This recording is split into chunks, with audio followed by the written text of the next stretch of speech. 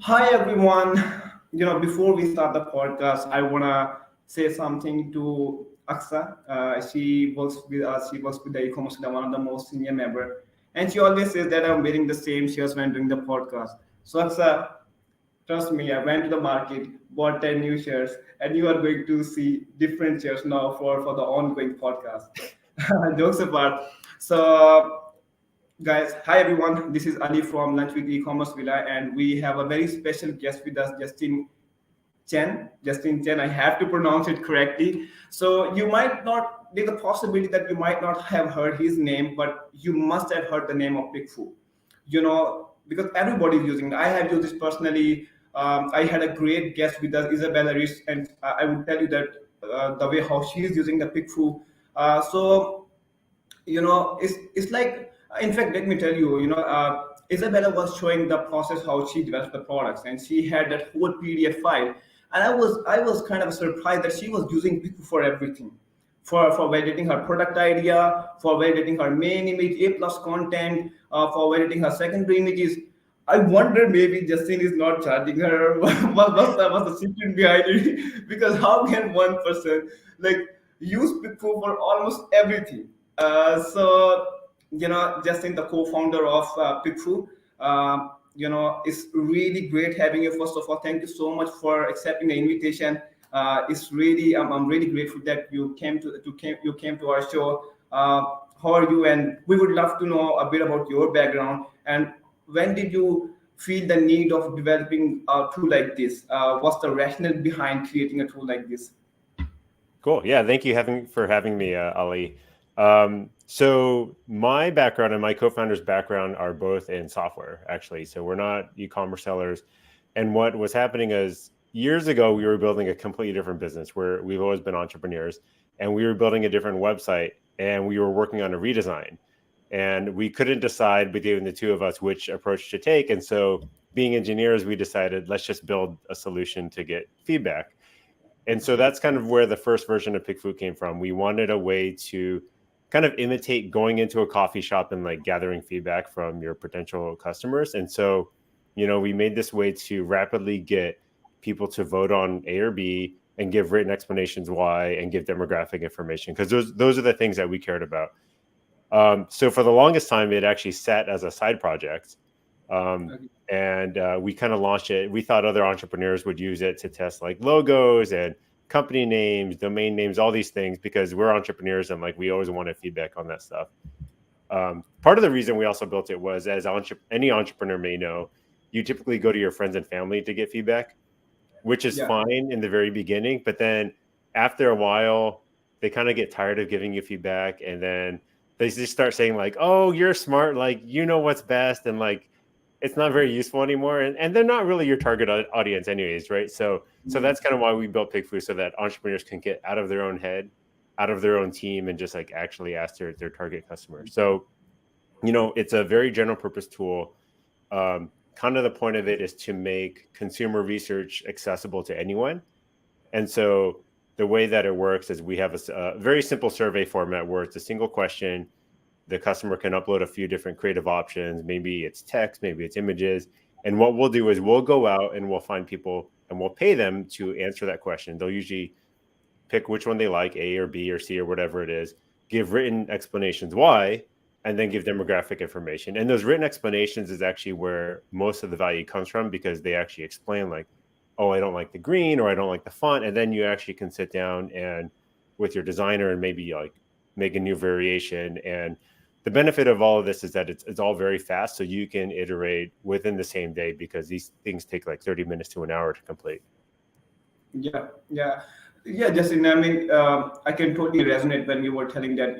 I can go to my family and friends to test something, but my family friend is basically mostly based in Pakistan. Yeah. They preferring for things might be different from those who I might be trying to sell, because if I'm selling in the USA, then the people giving the feedback must be from the USA. They must be Amazon Prime buyer. They must be Amazon shoppers.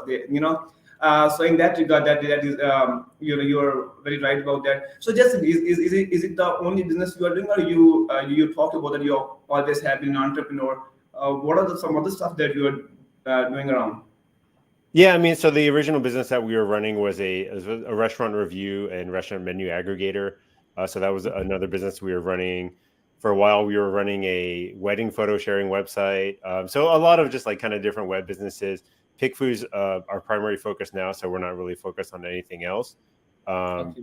and yeah, like I said, what I think what's interesting about PickFu is that it's a very general purpose tool. So we have software companies use it. We have e-commerce sellers using it. We have gaming companies using it. So it's really interesting to see all kinds of different use cases. Yeah. I mean, it's absolutely incredible. I mean, one of the things that I know, I mean, you are a Helium 10. Somehow you guys are connected with Helium 10 as well in Yes. the audience segment. How did you, get connected with the Helium 10, or what was the story behind that? Wait, like, did Helium 10 find you, or how is that processed? Yeah, so we've always had a good relationship with Helium 10. I think one of our first mentions actually was on the AMPM podcast back when Manny Coates was still running it, and he had recommended PickFu as a tool for getting feedback on main images. And so we've always had a good relationship. They were one of our affiliates for a while, and so Bradley would mention PickFu on their podcast, and so we got to talking, and as we were talking with some of the leadership of Helium 10, we decided that the most natural fit would be to white label PickFu into the product. And so, like you said, there's a product called Helium 10 Audience. If you're a subscriber to Helium 10, you can go into the tools, and I think it's under listing optimization audience, and that is powered by PickFu. And so you can access PickFu from within Helium 10. You can use the credit card that you already have on account there, and so it just makes it a lot easier for you to run your tests. Yeah. Yeah. So for Amazon sellers, I mean, Amazon also provides you an opportunity, which is, via managed experiment. You can do A/B testing Yep. for that as well. So for those who doesn't know why somebody should be considered using PickFu instead of using managed A/B experiment. One of the things that I can tell is that during the product development stage, you won't have the luxury to do A/B testing. If you have bought hundreds and thousands of units and then you are doing A/B testing, it might not be very logical. You need to do it pre-head, before launching the product. Yep. But some of the other reasons that you can share with us. Yeah, for example, you're 100% right. Like we recommend using PickFu all up and down your product development lifecycle. So that starts at the very beginning, whether you're working on product concepts or a new brand or new packaging, any of that kind of stuff. And like you said, you wouldn't want to test that. You can't really test that live in manager experiments. And Yeah. so we recommend that think of PickFu as a place to test hypothetical changes and things that may never see the light of day. And so I would say for 80% of the use that people do on PickFu, it's for stuff that's in the development process. And then when it comes to your listing optimization and things like your main image and your description, the way that we like to position it is that you should use both. You should use PickFu to iterate on different main images. But of course, when you come down to the final couple candidates, then you should put it live to manage your experiments because live sales data is always going to be good data for you. But I think Yeah. as you're iterating on different directions that you want to experiment with, like that's something you should do off platform so that you're not cannibalizing your sales.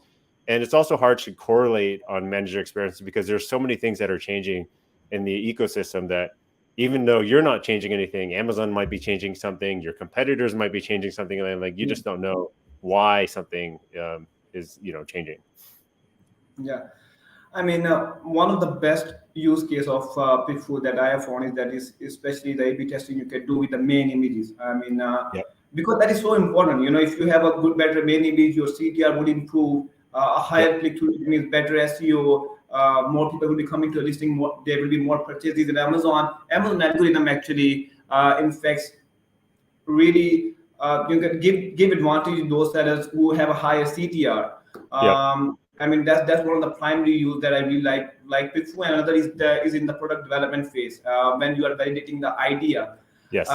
So Justin, like is it like PickFu is primarily being for the Amazon sellers, or what are or there are other people as well who are using PickFu for doing the A/B testing? What are some of the features that PickFu is allowing or doing? Yeah, I mean, like I said, there's people who are Amazon sellers and other people who are e-commerce sellers that are not an Amazon platform, Etsy sellers, eBay, like anyone who's doing sales to consumers that want to get feedback. I think one of the underutilized ways to use PickFu is actually not to A/B test. Like you can actually get feedback on a single thing, or just ask an open-ended question. So, for example, you might ask, if you're a parent, do you ever have this problem and would you be interested in this solution, right? Like kind of like a very open-ended question that you might ask at a coffee shop. Maybe you describe the thing that you're going to build. Maybe you have a concept that you just want to put up and just get people to respond to it. And that's a really interesting way to just get open-ended feedback. Like maybe you don't have variations that you want to compare yet.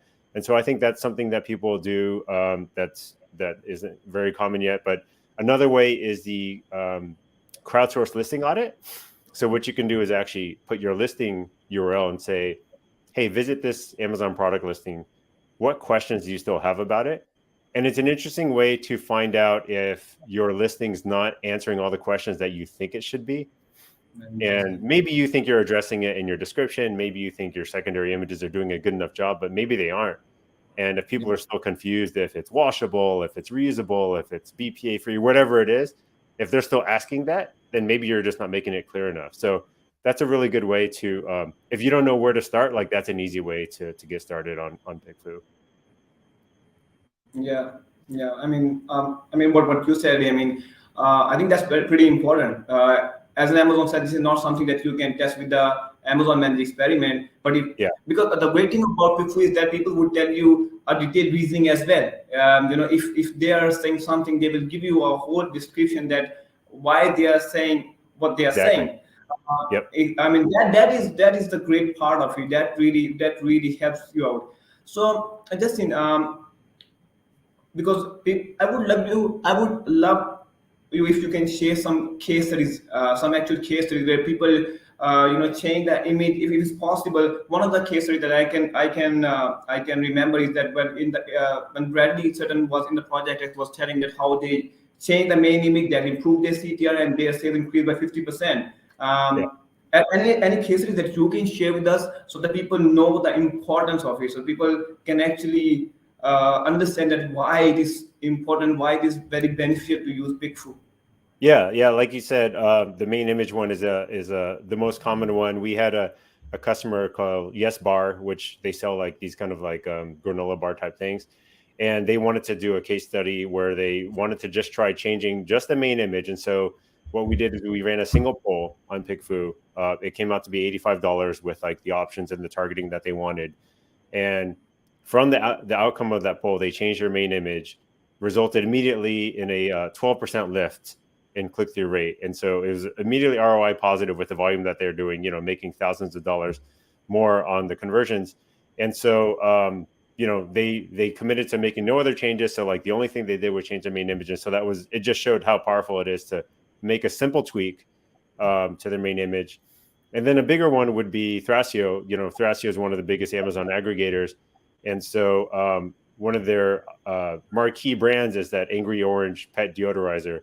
And they rebranded that using PickFu. And so they ran a lot of the packaging designs and the branding redesigns through PickFu. And it was only after confirmation through PickFu that they kind of relaunched the entire brand. And it's still, I think, their largest brand in their portfolio. And so just like Isabella, like Thrasio uses it for every creative decision that they make on their brands and their products. Yeah. You're talking about Thrasio, if people, if people can go and watch the Freedom Ticket 3.0, they were explaining the whole process there, that how they change, like they bought a brand from somebody and then they actually changed the branding, and that really helped us to increase sales. And this is the way how aggregators are doing it actually. Yes. They are buying brands and they are actually rebranding it. And a large part of it, they use PickFu to actually validate their ideas. Exactly. Yeah, so that is very, very beneficial. So you have to use it. First, I think if I remember, I was actually listening to a project. No, I was listening to a series seller podcast of Helium 10. Yeah. And I don't know, maybe you were the guest there or not, but this is the first time I heard about the PickFu, and then actually I tested myself and found it really effective. Basically, and the funny part is that although we were testing the main image, but people were also mentioning that your brand name looks cheap. The brand name, I can tell it was actually Home Testy. We're not doing that product anymore. But people were saying that, oh, who would buy from this brand Home Testy? Whereas the other brand, Cataster, it looks pretty okay. It doesn't look like a Chinese brand. This is what they said. So I mean that's the incredible part. Even if you are testing a main image, you never know. You might come to know about other stuff that you are not doing right. And so I think that's funny, because I think that's the most common way that e-commerce sellers, their journey is basically they learn about PickFu, about main images. So they come and they test out their main image. What they find is that the people responding will comment on other aspects of the product. So like it could be the name, it could be the packaging, maybe even the product design. And so that's why they learn, oh, wow, I should have been using this much earlier, so that by the time I'm testing my main images, like I already know that everyone is happy with my brand name, my packaging, my design, all that kind of stuff.